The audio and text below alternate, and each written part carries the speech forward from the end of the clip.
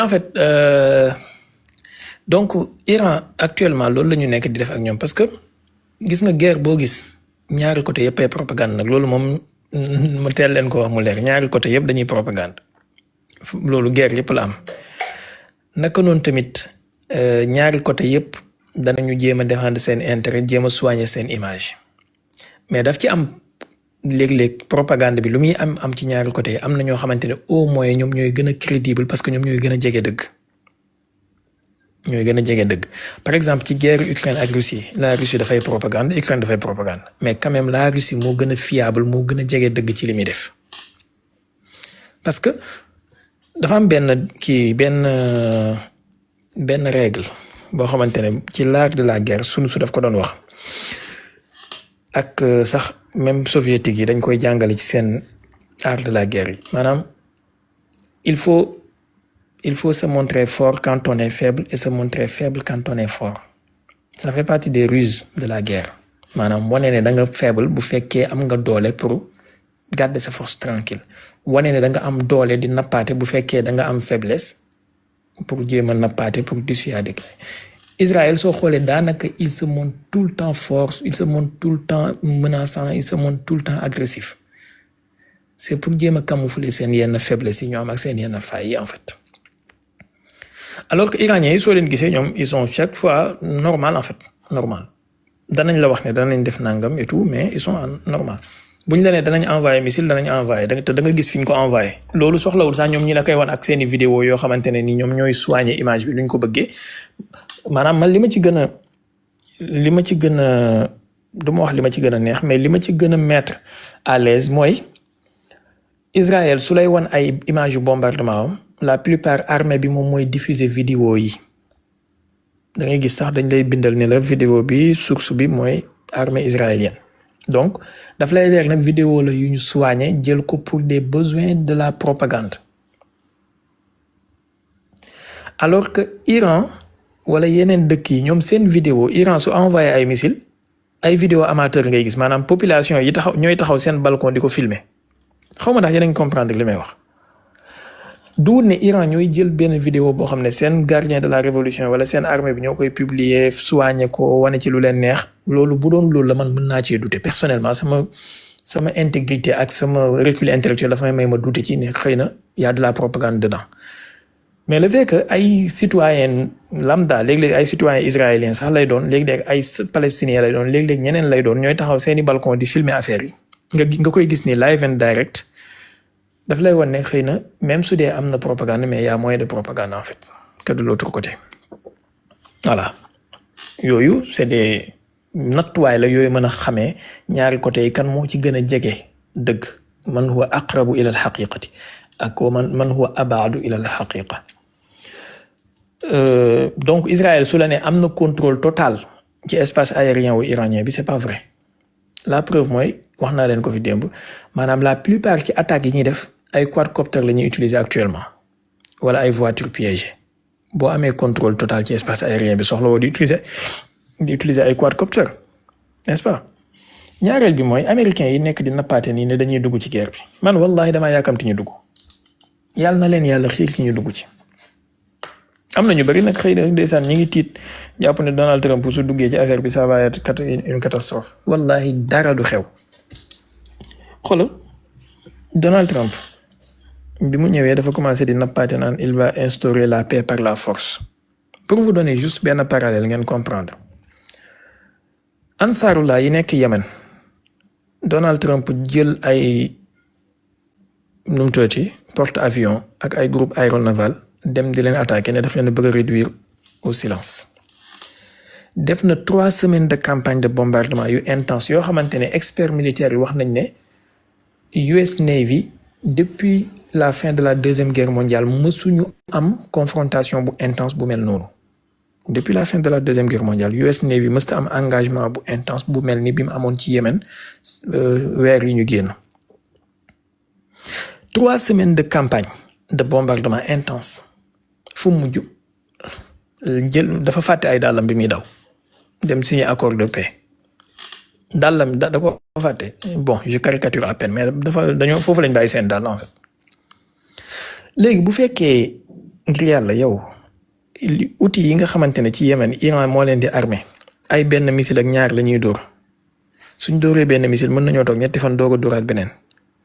yow ñooñu mënaloo leen dara malgré sa porte avions yi nga indi yëpp teg ko ci seen buntu kër di leen bombarder matin midi et soir fi nga mujj mooy signé ak ñoom accord de paix ba léegi ba tey ba démb outils yi sànni nañ missile Israël ba démb. léegi naka ngay imaginer war a mën a réduire Iraniens yi au silence ñi nga xamante ne ils ont des centaines de milliers de bombes xoolal Hezbollah à un moment donné pas Hezbollah léegi mais Hezbollah avant jamono Hassan Nasrallah à un moment donné Hezbollah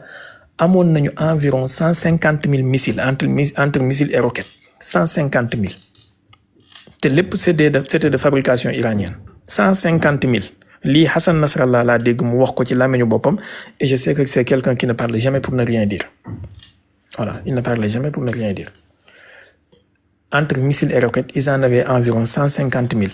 léegi bu fekkee Iran mën na dimbali Hezbollah ba mu am 150,000 maanaam téeméeri junne ak juróom fukki junne entre missile ak roquette imaginez Iran lu mu war a am moom. yow mënul balaa ngaa jaay laax jaay laax lekk. waaw léegi yow ngay jaay Russie. Ansarullah ci Yémen mënaloo leen dara pendant 3 semaines de bombardement da ngaa mujj daw nga perte fa 3 avions F-18 perte fa 14 drones yoo xam ne benn bu nekk ay millions de dollars lay jar mooy MQ-9 yooyu ñu endommagé sa porte avions USS Eisenhower. nga mujjee lem say dàll daw nga taxaw naan da ngay menacer Iran demal man billahi damaa yàkkamti mu dem na dem wallahi da ngeen adduna bi danañ gis lu sedd seen xol bàyyi leen ñu dem mais nag attention Iran va prendre des coups maanaam américains yi suñ ci duggee Iran dina jël ay coups yu violents loolu moom il faut s'y préparer danañ def ay bombardements yu violents Iran dana am ay destructions y aura des morts mais à la fin des fins la victoire stratégique wallahi da ngeen reetaan américains yi fu ñuy mujj yàlla na dugg ci guerre bi ngeen gis. li ko yàlla suturaale ko su néew dana am lu ci muuriku moom. dana xaawi suturaam en fait maanaam al-ghatras al-américain foofu lay feeñ foofu lay yàlla di daggee colonne vertébrale bi na ci dugg rek mu xool ngir yàlla maanaam Amérique la force militaire états-unienne il faut reconnaître une chose Emmanuel Todd bindoon na ko ci livre bi La défaite de l'Occident il faut reconnaître que la puissance militaire occidentale dafa nekk en déclin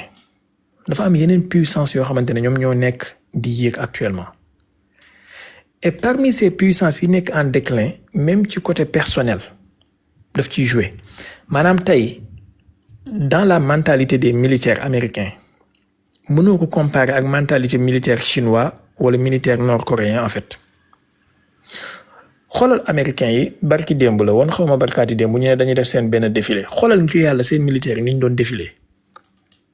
maanaam tu as le taux d'obésité bi ëpp ci àdduna bi ci seen armée bi c'est-à-dire des gens waxuma ne nag amuñu ay militaires yu baax wala ay armes yu baax de mais proportionnellement tu as le taux d'obésité bi ëpp ci àdduna bi ci seen militaires yi da ngay xool benn militaire nord-coréen wala benn militaire chinois maanaam da ngay xool bëri ni ko mbëri yi di waxee dama entraîné ba wow kong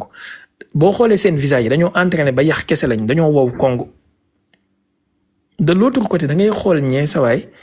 dañoo pataa ba mënuñoo yëngatu kooku fan lay demee guerre fan ñooñu ngay dem nar a booleeg les Tchétchènes de Ramzan Kadyrov la wala nga war leen a booleeg iraniens yi nga xam ne seen dund géeb ci montagne yi lañ ko def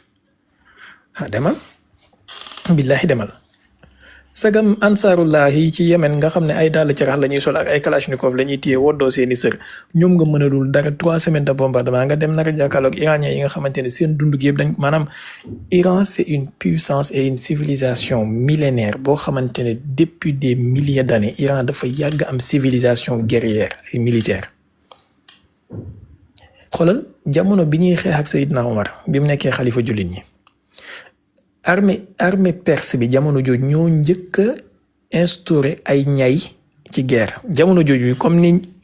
char yi ak avion de combat yi men tey ji Iran yi ñoom ay ñay lañ doon utiliser à la place de ay fas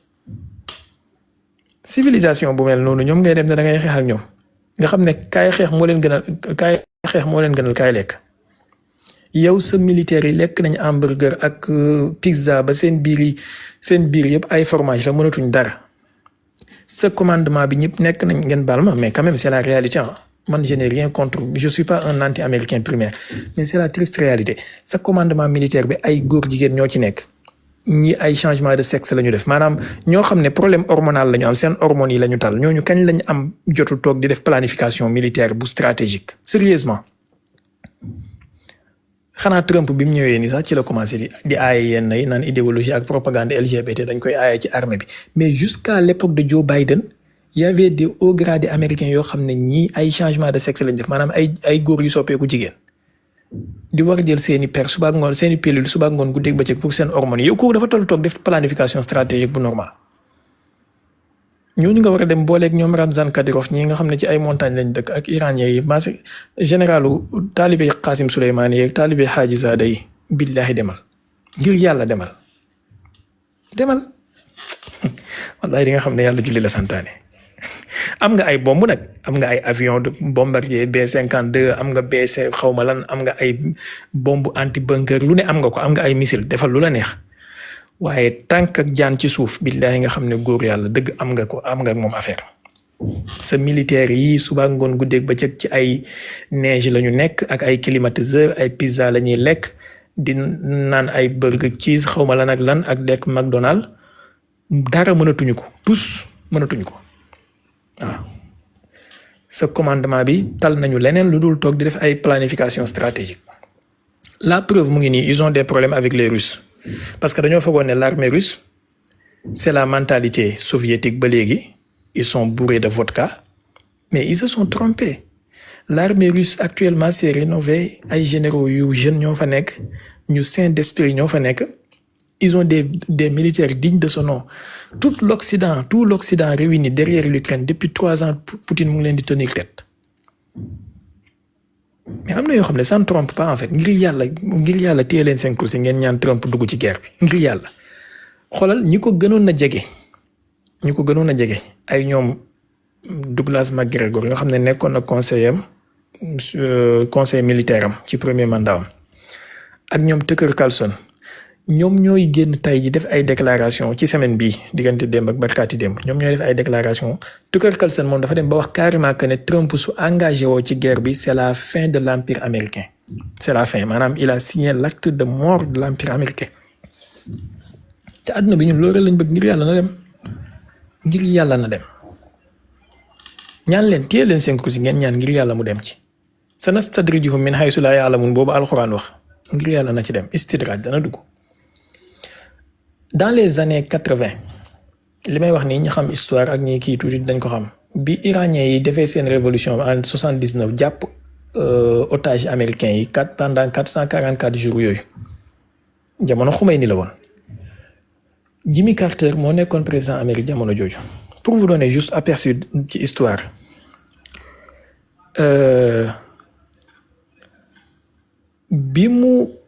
bi Jimmy Carter waxee ne dafa def planification militaire am ba pare ba ne day dem récupérer ay otages am ñi indi seeni hélicoptère ak seen xawma lan pour vous dire la géographie de l'Iran c'est bourré de montagnes les zones dañoo ñëw ba ci biir montagne Iran yi ay hélicoptères di bëkkante seen biir di daanu ils ont perdu 2 hélicoptères avec des soldats loolu bokk na ci li tax Jimmy Carter perte élection yi def benn mandat bokk na ci li dégradé image am ba mu perte élection yi ci topp xoolal Iran wu année 80 laa lay wax de waxuma la Iran 2025 ça n'a rien à voir absolument rien à voir barki démb la xaw ma wax barki démb wax naa leen fii simulation de guerre bi fi benn général français nettali woon te mu amoon en 2005 diggante armée américaine ak armée iranienne parce que balaa ñuy dem guerre dañuy def lu ñuy tuddee war game def ay simulation xool probabilité de victoire ak défaite lii nag 2000 dans les années 80 la amoon américains yi ñëw ak seen ratrasa te boobu ñu ngi nekk ñoom kenn kese ci àdduna bi ne dañuy dem récupérer ci seeni otage par force seen hélicoptère yi mbëkkante ca biir montagne ñu mujj annuler seen opération boobu te xoolal jamono jooju ak loo bañ loo critique envers les américains jamono jooju armée américaine ci jamono jooju moo gën a puissant moo gën a sain d'esprit que jamono ji parce que jamono jooju au moins y avait pas ce propagande et cette dégénérescence de mœurs bi am jamono ji ci biir armée bi jamono jooju xëy na daanaka doo gis ay militaire góor jigéen waaye tey duggal ci armée américaine bi nga xool maanaam fan yee ci ginnaaw rek. américain bi pour le moment nii Cheikh Baye daa am ay militaire góor jigéen. ñuy changer awra laa lay wax ci seen commandant yi ñuy changer awra ci seen haut commandement bi maanaam fan yee ci ginnaaw am na ay révélation yu génn ay militaires yoo xam ne ci biir sous-marin yi maanaam dañuy éviter di nekk ak ñenn ñi parce que dañ leen di sàkku ay góor ak góor maanaam yow ñooñu kañ la ñuy tal xam planification stratégique ci naka la ñu war a gagner guerre moo tax Amérique mënta gagner guerre lu dul ci filmu Hollywood waaye guerre réelle 20 ans la ñu def Afghanistan bi ñu paree dañ ko delloowaat taliban yi voilà. parce que ñoom lenn rek la ñu xam su ñuy def guerre ils viennent faire des carpet bombing maanaam des tapis de bombe ñëw yàq lépp mais guerre bu stratégique planifier opération yi nangam ak nangam def mënuñu ko parce que taluñu ko dóor xeexum tapet la ñuy def daal dóor la daw ñëw def ay dégâts yu bari dem làqatu ci mais ngir yàlla ñaan leen mu dugg ci guerre bi sanastadrijuhum min haysu laa ya'lamuun wallahi dana ko réccu fi mu toll nii Amérique mu ngi am 41 à 42 000 soldats ci Moyen-Orient bi Haji Zada waxoon na leen ko y a 3 mois de cela nee na leen ku dëkk ci kër goo xam ne ay verre la waroo di sànnante xeer parce que buñ la sànnee sa kër dara du ci des proverbe la leen wax maanaam daf leen bëgg a wax ne ku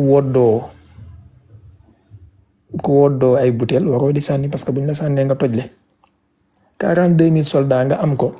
ci zone boo xamante ne ñëpp ay 1000 kilomètres ay 500 kilomètres moo dox digganteem ak Iran te missile iranien yi mën a dem ba ay 2000 kilomètres nga ne da ngay dem attaquer ci Iran wallahi tu vas recevoir des centaines de soldats yuy revenir dans des caisses. Cheikh Baye diggante Amérique ak Iran ñaata kilomètres la. diggante Amérique ak Iran c'est 10 000 kilomètres ak lu topp ëpp na ko sax.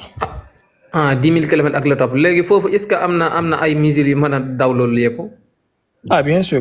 am na lu ñuy tuddee missile intercontinental mais Iran actuellement d'après ñoom ci seen bopp lu ñu waxal seen bopp liggéeyaguñ ci façon missile yu mel noonu mais quand même am nañu benn missile boo xamante ne dañ koy utiliser comme fusée. mais en vérité bu ñu ko tatouer tuuti bu ñu ko développer tuuti mën na nekk ICBM maanaam mën na nekk missile intercontinental bu ñu ko développer tuuti parce que comme dañ koy utiliser actuellement comme fusée ak lanceur de satellite mais xam nga bépp fusée bu ñuy utiliser comme lanceur de satellite avec quelques modifications rek mën nañ ko utiliser après comme lanceur de missile voilà. voilà am na ku ma gis mu bind 14 miles bon entre Amérique ak Iran en tout cas 10 000 et quelques kilomètres la donc 10 000 et quelques kilomètres mën na nekk disons 8 000 miles wala peut-être 14 je sais pas man xawma conversion bi en miles mais en tout cas c'est 10 000 et quelques kilomètres daal fukki junne ak lu toog ci ay kilomètres. jërëjëf jazakallahu xayran. abonné leen tey aimé di partager di participer di envoyer ay cœur.